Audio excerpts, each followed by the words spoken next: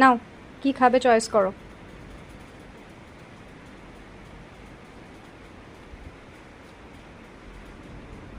পনির। আরেকটা কি লেখা আছে দেখি? Only one time. ঠিক আছে, এটাই ভালো। যেহেতু আগে থেকেই আমি পনির কিনে ফেলেছিলাম, তাই আমার কাছে ওকে দেওয়ার মতো আর কোনো অপশন ছিল না।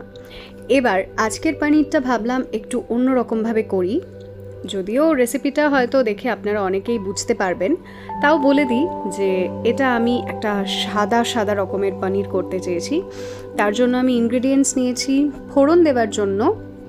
ও বাই দ্য ওয়ে, আমি কিন্তু খুব কম তেলে রান্না করি, তো খুব কম তেল, তার মধ্যে গোটা গরম মশলা, গোটা জিরে, তেজপাতা ফোড়ন দিয়ে তারপর শুধু আদা বাটা এবং জল ঝরানো টক দই আমি আগেই করে রেখেছি, সেটা আপনারা দেখতেই পেলেন।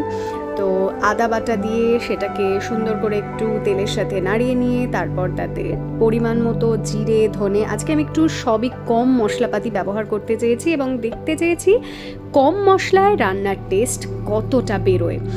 আর তেল কম ইউজ করব বলে আমি কিন্তু আগে থেকেই ফুলকপি, তারপর বাকি যে একটু শক্ত শক্ত সবজিগুলো আছে মানে বিনস, গাজর, আলু, এগুলোকে ভাপিয়ে নিয়েছিলাম।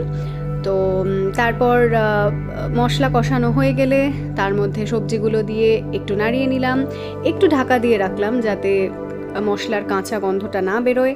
তারপর তার সাথে পনির মিশিয়ে প্রথমে টক দই দিয়ে তারপর বাদাম আর পোস্ত বাটা সেটা মিক্স করে সুন্দরভাবে গরম জল দিয়ে এটাকে ঢাকা দিয়ে রাখলাম সবজিগুলো আরেকটু সেদ্ধ হওয়ার জন্য।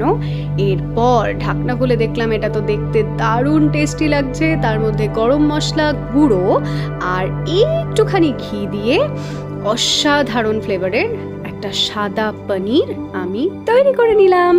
দেখতেই পাচ্ছেন রান্নাটা কত সুন্দর দেখাচ্ছে। কি কেমন?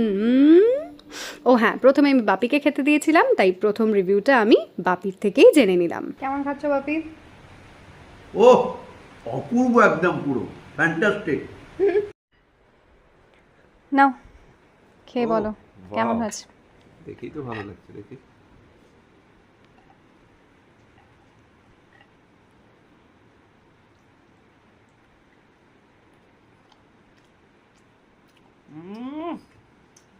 অসাধারণ, অসাধারণ। খারাপ বলে তোমার উপায়ও নেই। Thank you. দুর্দান্ত।